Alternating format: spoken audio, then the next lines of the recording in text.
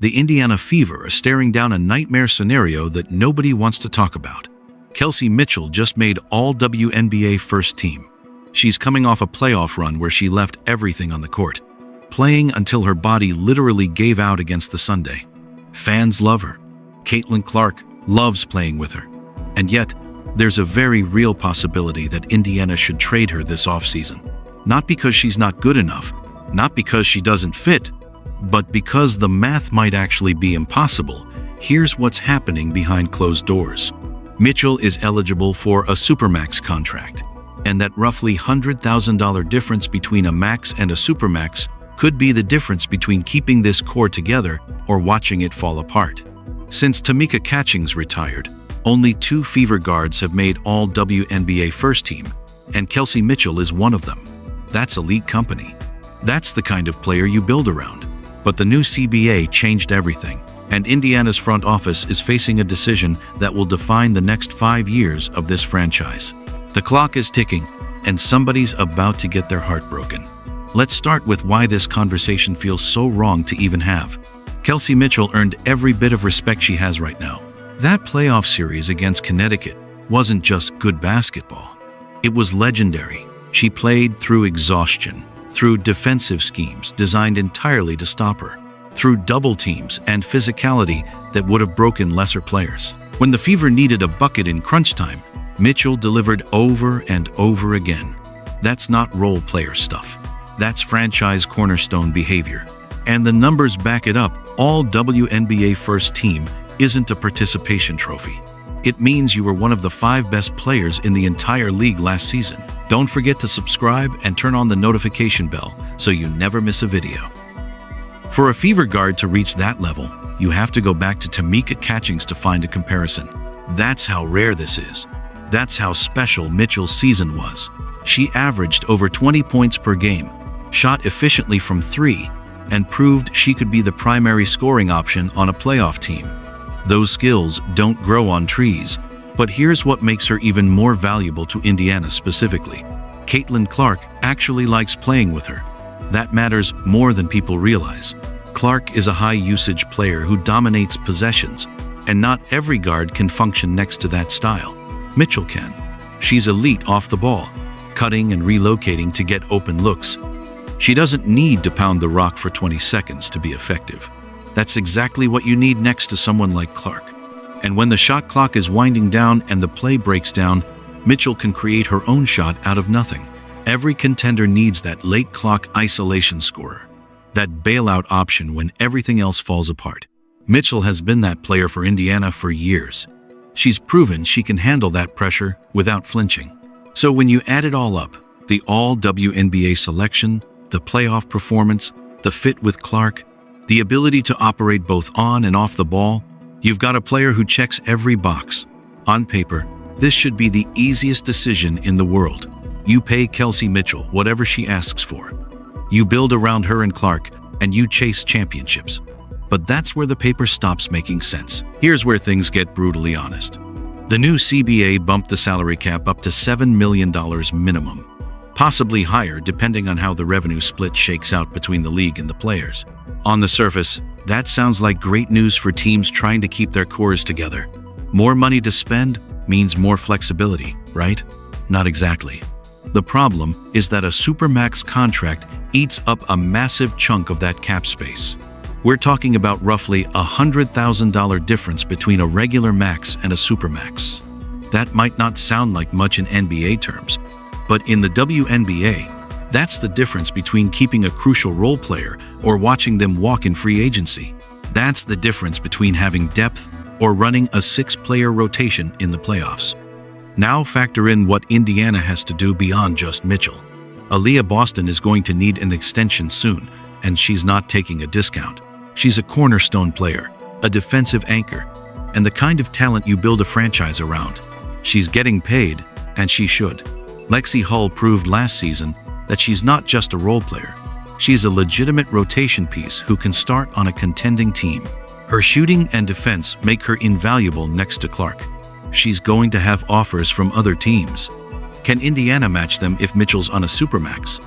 And here's the part that keeps front offices up at night. Caitlin Clark is still on her rookie-scale deal right now. That's artificially suppressing Indiana's cap situation and making everything seem more manageable than it actually is. But in 2 years, Clark is going to command a supermax of her own. She's going to be the highest-paid player in the league, and she'll deserve every penny. Indiana has to plan for that reality right now. Not next year. Not when it becomes a crisis. Right now. So you've got Mitchell potentially on a supermax, Boston needing a big extension, Hull requiring a competitive offer to stay, and Clark's massive payday looming on the horizon. Run those numbers, and it gets tight. Really tight. You start looking at your depth chart and realizing you might not be able to afford a legitimate bench. And that's how contenders turn into treadmill teams. This is the part of the conversation that feels almost disrespectful. But it has to be said. Kelsey Mitchell's trade value is at an absolute peak right now. All-WNBA First Team, coming off a legendary playoff performance. Still young enough to be a centerpiece for a contending team. And she's got one core designation year left before she can walk in free agency for nothing. If Indiana's going to move her, it has to be now. Wait another year, and that leverage disappears completely. So what could they actually get back? Let's start with Seattle. The Storm have the 3rd overall pick in the upcoming draft. That's a franchise-altering asset in a league where one elite rookie can change your entire trajectory. Could Seattle be convinced to package that pick with Gabby Williams in a core and trade scenario? Williams might actually be a better fit for what Indiana needs. She's versatile, defends multiple positions, doesn't need the ball in her hands, and plays winning basketball. Pair her with Clark in Boston, add a top 3 draft pick to develop, and suddenly you've got a younger, more flexible core. Minnesota presents another intriguing option. They hold the 2nd overall pick, which is even more valuable. If you're the Fever, do you call the Lynx and ask about a package centered around that pick, plus a cost-controlled young player like Natisha Hiedeman? Add in future draft compensation, and you're talking about a haul that sets Indiana up for sustained success beyond just 1 or 2 seasons. Then there's Dallas. The Wings are going to try to bring back Arike Ogunbowale. But what if the money doesn't work? What if Indiana calls and offers Mitchell for Arike and the 1st overall pick? For Dallas, you're getting a player who fits next to anyone and doesn't demand the same usage rate. For Indiana, you'd be getting Arike, who might actually thrive playing off Caitlin Clark instead of carrying the entire offensive load herself, plus the number 1 pick to add another foundational piece. It sounds wild. It sounds like the kind of move that gets front office executives fired if it goes wrong. But it's not impossible. And that's what makes this situation so uncomfortable. There are realistic trade scenarios that could make Indiana better in the long run, even if they take a step back next season. Let's play out the scenario where Indiana actually pulls the trigger on a trade. What does that roster look like, and can it actually compete? Start with what you'd still have locked in. Caitlin Clark running the offense, one of the most talented playmakers the league has ever seen. Aliyah Boston anchoring the defense and controlling the paint. Nalissa Smith coming off the bench as potentially the best 6th woman in the WNBA. That's a pretty solid foundation. Now here's where it gets interesting. If you move Mitchell and bring back draft assets, or a player like Gabby Williams, you suddenly have cap flexibility to fill out the rest of the roster intelligently. You could probably keep both Lexi Hull and whoever you prioritize at the backup guard spot. Depth stops being a crisis and starts being a strength. The real question becomes who plays that 2-guard spot next to Clark. One option that keeps getting mentioned is Odyssey Sims on a minimum contract. She's not Kelsey Mitchell, call her Kelsey Mitchell light, but next to a player like Caitlin, she might not need to be. Sims can shoot, handle the ball, and play off others.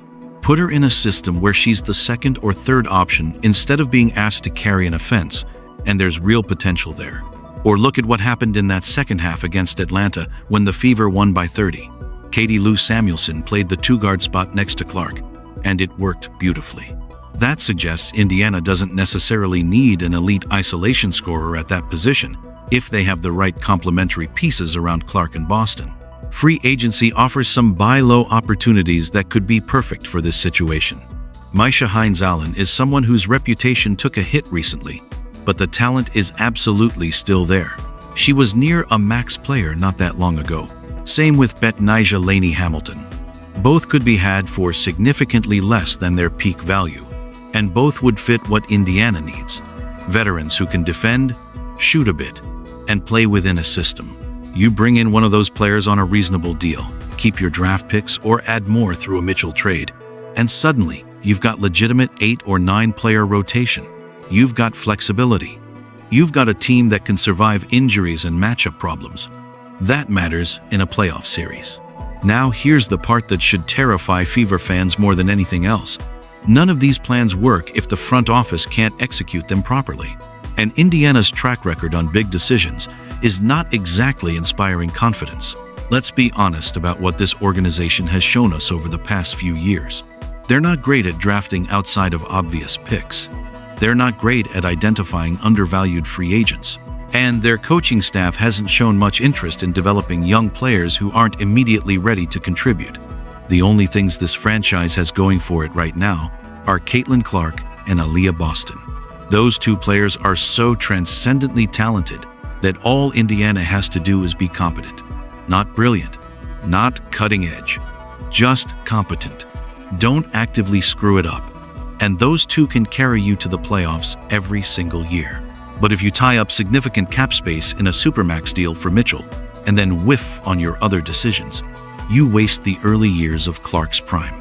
And that would be absolutely unforgivable. Think about what happens if they pay Mitchell the supermax and then can't afford to keep Lexi Hull. She walks to another team, and suddenly you've got a massive hole in your starting lineup that you're trying to fill with minimum contract players. Or what if they lose depth pieces and then don't draft well to replace them? This team doesn't have a track record of finding rotation players in the second round or developing projects into contributors. And here's the other concern: the coaching situation. Does this staff have the creativity to maximize a roster built around Clark and Boston if the supporting cast isn't as talented? Can they scheme up ways to hide defensive weaknesses? Can they develop young players quickly enough to contribute in meaningful minutes? Based on what we've seen, that's a real question mark. So when you're evaluating whether to pay Kelsey Mitchell a supermax, you can't just look at her talent in a vacuum. You have to ask whether this front office and coaching staff can build around that contract and still put a championship-caliber team on the floor. And if the honest answer is no, or even if it's maybe, that should factor heavily into this decision, because the margin for error just got a whole lot smaller. This brings us to the question that's really driving everything. What is Indiana's actual timeline here? Are they going all in to try and win in 2026? Or are they building for sustained success in 2027 and 2028 when Clark and Boston are both hitting their primes? Because that answer changes everything about how you evaluate the Kelsey Mitchell decision. If you're optimizing for next season, keeping Mitchell makes total sense. You run it back with a core that made the playoffs, you hope the chemistry keeps building, and you bet on internal development from Clark and Boston to push you into true contender status. Mitchell gives you that proven scoring punch, that playoff experience, that safety net when nothing else is working.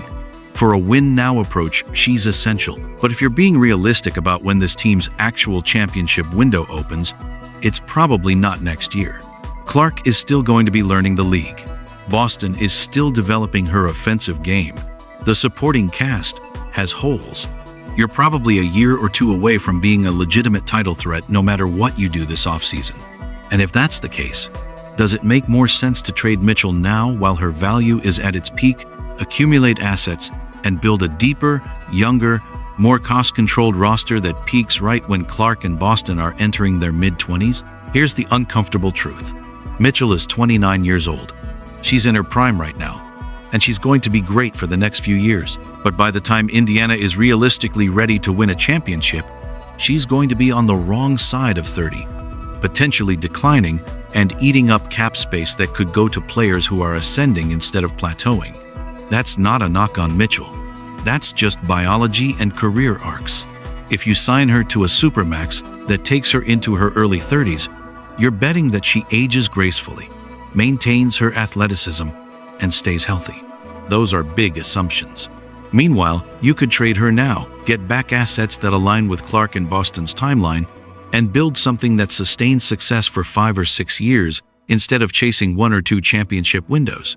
The question is whether Indiana's ownership and front office have the stomach to make that kind of long-term decision, or whether they're going to prioritize short-term fan satisfaction and keeping a beloved player. So where does all of this actually leave us? Here's the reality. You don't trade Kelsey Mitchell unless it's absolutely necessary.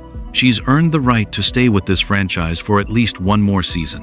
What she did in those playoffs was special, and you don't discard that because the spreadsheet looks tight. Loyalty matters. Culture matters.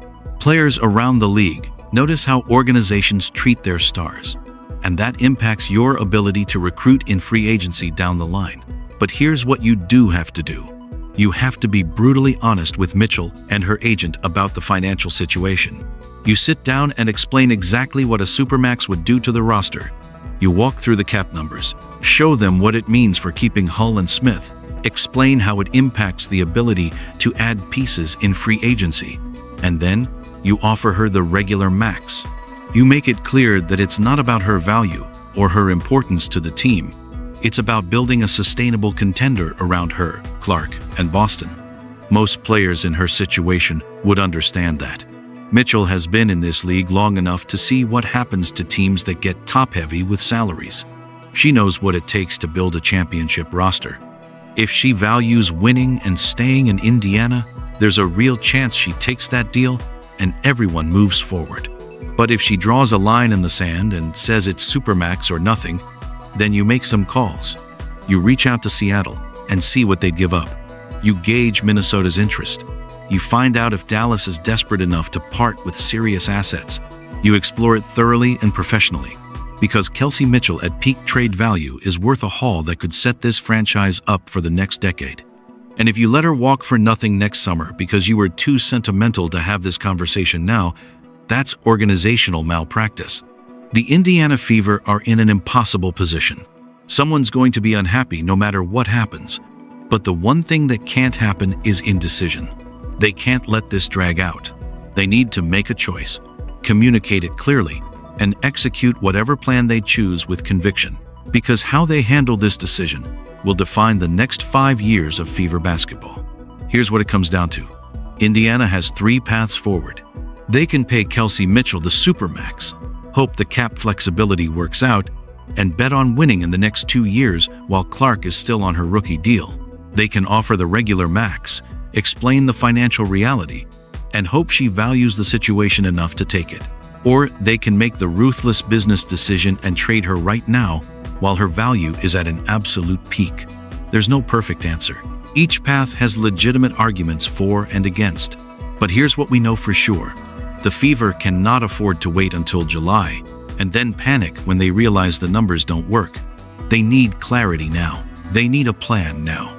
And they need to execute it with the kind of competence that, frankly, this front office hasn't always shown. Kelsey Mitchell deserves better than uncertainty. Caitlin Clark and Aliyah Boston deserve a front office that's building intelligently around them. And the fans deserve transparency about what this team is actually trying to accomplish. The clock is ticking. Somebody make a decision before this opportunity slips away completely. What would you do if you were running the Fever? Because this choice is going to echo for years. Stay locked in with my channel Simply Explained, your home for the truth behind the WNBA headlines.